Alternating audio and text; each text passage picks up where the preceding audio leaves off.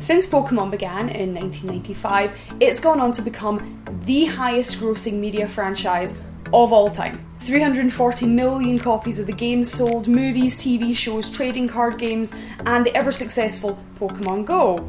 But now there is a brand new mobile Pokemon game set to try and continue that trend. Pokemon Masters was released today, and in case you're not aware of what it is, I'm here to get you caught up. Here are 5 things that you need to know about Pokemon Masters. Number 1, it is nothing like Pokemon Go. Pokemon Go was firmly rooted in the VR experience, which meant it used your phone's camera to place Pokemon in the real world for you to catch.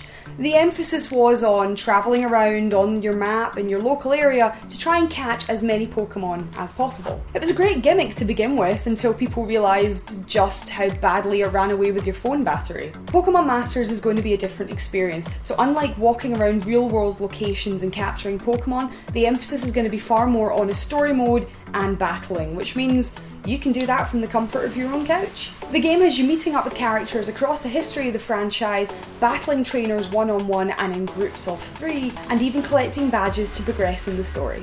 Number 2, you only get one Pokemon. Unlike with previous titles that allowed you to capture as many Pokemon as possible and create your own finely tuned team for any situation, Pokemon Masters allows you to have one Pokemon and focuses more on being a sync pair, which means your trainer and your Pokemon are going to act as one. But you do still have a battle team made up of 3 sync pairs, which means it's still important to balance the abilities on your team if you want to progress. Unfortunately, you don't get to pick what Pokemon you sync with. When you very first create your character, you'll be met with some fairly basic customizable options, and of course, you get Pikachu. Because of course you get Pikachu, who else would it be? Number 3, there is a brand new battle system. Something the developer DNA really wanted to brag about was the brand new 3 vs 3 real-time battle system. A move gauge tells you how much power you have to spend per move, and that is shared amongst your team, so it's still important to pick a strategy to decide which team member uses which move at which time. So there's no more turn-based button bashing until your opponent faints. You actually do need to use a strategy this time, and it's working pretty well. I actually enjoy how quickly the battles are. They're not as monotonous anymore. Good for you, DNA, you've done something right. Number 4, the game is full of microtransactions.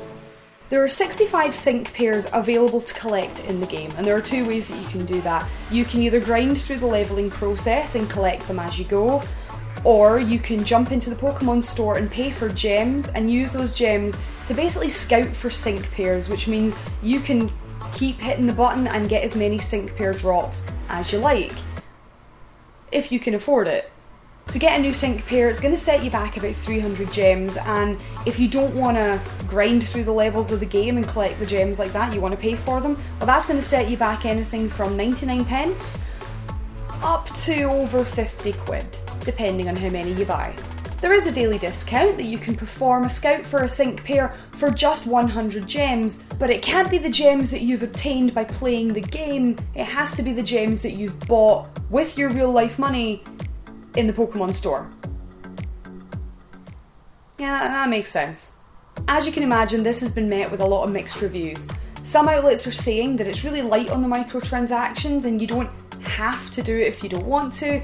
Others are screaming that it's daylight robbery and that the way the game actually plays almost forces you to have to pay for the added extras if you want to progress. Personally, I've only been playing it a little bit. I can't see it yet.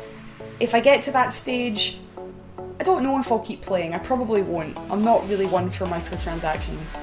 Last but not least, number 5, GACHA systems are in play. In mobile game terms, it basically means a random drop from a pool of rewards with varying rarity. So, every mobile game ever. In order to make your team stronger, you want to upgrade your sync pairs from a 3-star to a 5-star, and you do that using star power-ups. How do you get these star power-ups? Well, you can either continue to play through the game for however long it takes, or, you guessed it, you can pay and you can play the odds. But it's definitely still a free-to-play game. Definitely still free. There is 100% no gambling involved in this whatsoever. Don't worry about it though, developer DNA are being responsible. There is a limit to how many gems you can get. It's capped off a measly 80,000. You can even set alerts to warn you if you've bought too many gems. So if you want to set an alert, it'll pop up, let you know that you're close to your threshold, and all you need to do is just swipe it away and continue to buy gems. Oh, and there's no refunds, so if you were dumb enough to let your kid play it on your mobile phone without setting any parental locks on it, and they finally hit that gem cap and £700 comes out your bank account, congratulations, you're not getting that money back. Welcome to the world of free-to-play mobile games, kids, where there's definitely nothing really for free. The game was already released in Canada and Singapore, but before its worldwide release today, it had over 5 million pre-downloads on iOS and Android. So what do you think? Have you downloaded it and given it a shot? Are you bothered by the microtransactions? Let us know in the comments below.